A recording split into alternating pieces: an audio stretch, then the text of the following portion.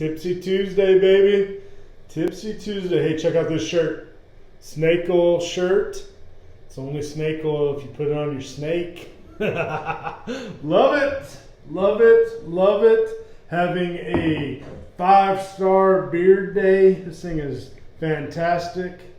Got the old American hat on. Honestly, I'm living my best life. Living my best life. Excited that you guys are back. We're at episode 10. Can you believe it? Double digits, baby. 10, baby. 10. Love it. Love it. Love it. Love it. Guys, we're talking about rosemary. No, not that rosemary. We are talking about Rosemary Essential Oils. These things are awesome. There's like some crazy benefits of rosemary. Rosemary is an oil. The bush itself comes primarily from the Mediterranean district or region.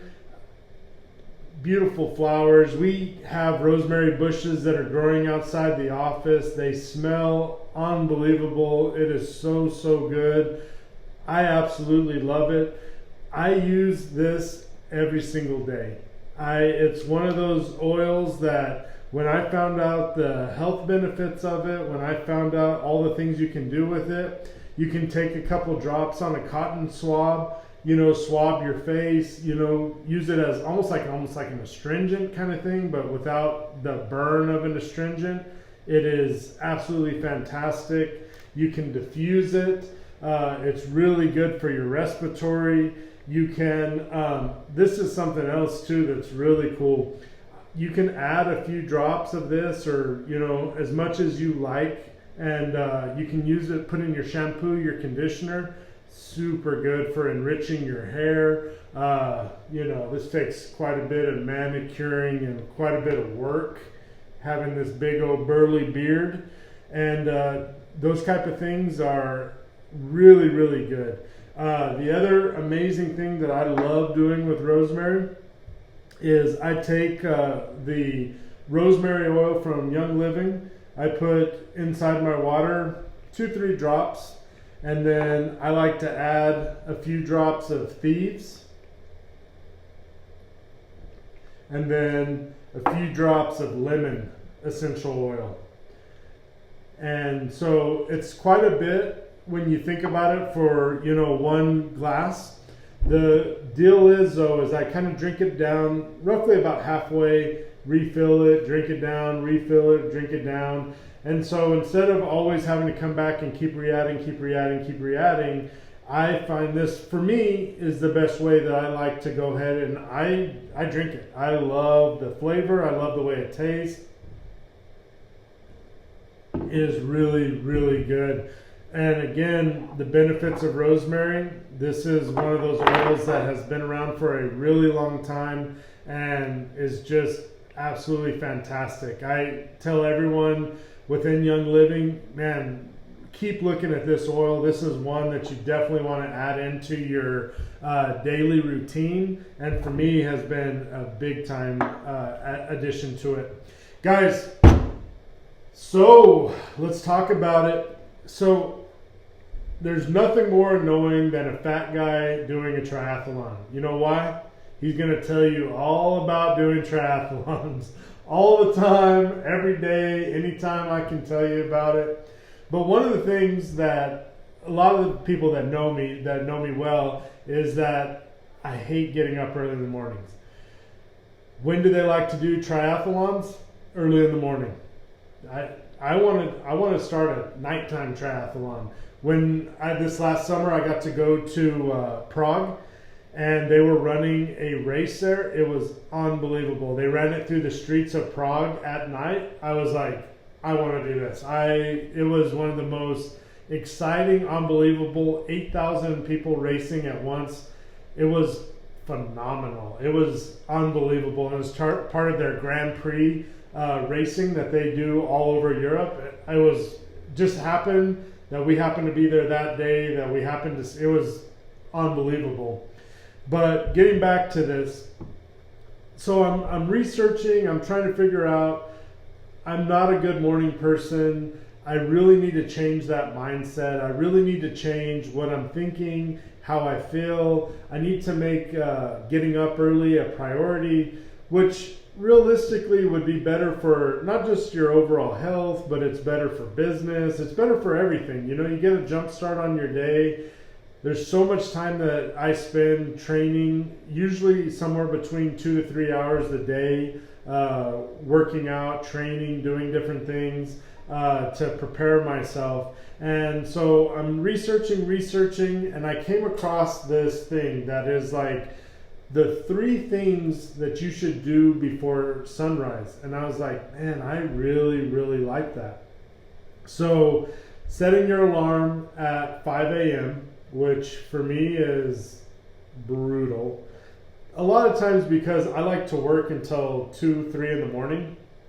So at 5, I literally have been asleep for 2 hours, and it is tough. But that's something too, I think I need to work on that. I need to shift my work schedule so that I'm working heavier in the morning and phasing it out a little bit so I can call it a day a little bit sooner, and so that I can get up at 5. So set your alarm 5 a.m. Brutal. I know, trust me. So it says, look, at 5 a.m., the alarm goes off, get out of bed. You know, so many times the alarm goes off, you're like, oh, click, done, back to sleep. And that happens. In fact, I was supposed to go to yoga this morning, slept right. I slept up until 10 minutes after it started. And I was like, dang it. You know what I mean? Like a little bit frustrated with myself because I woke up and then I was like, oh, let me just lay down. I'm going to sleep for 2 more minutes. This guy says, get up, start moving around. Get up, go make yourself a cup of coffee, get up, go do some stretching, you know, kind of start getting your body moving around a little bit, you know, but just get yourself up, get out of bed, you know. It's too easy for us just to be like, oh, 5 more minutes, 5 more minutes, 5 more minutes, you know, and all of a sudden now it's 8 o'clock, you missed your opportunity to, you know, really kickstart your day off with a bang. So get up, move around, stretch. Next, so that's from 5 a.m. to 5:20, okay? They broke this down in your first hour before sunrise, and so 5 a.m. to 5:20, these are the 3 items. The second is reflection. So this is, I really like this. I do meditation twice a day, every day. This is one of the things that kind of drew me to this a little bit, is that from 5:20 to 5:40, really reflect. Think about what are some things I need to clarify in my life? What are some things that matter to me? Start writing them down. You know, that's something that I don't do enough of. I do a lot of meditation and I have a lot of thoughts after I finish meditation, but I'm like, I need to start putting pen to paper, you know, or type them into your iPad or whatever it is. But, you know, start, you know, jotting down what are the things that you reflected on. The reason too is, you know, a lot of times we do the meditation, but then you get to the point where where are you going to go with that? You know, I meditated, I have some clarity, but then you don't create an action plan to go off and change those items, fix them, do better, whatever those items are. The other thing is really visualize your meditation. I use guided meditation. So I use an app called Headspace. Fantastic app.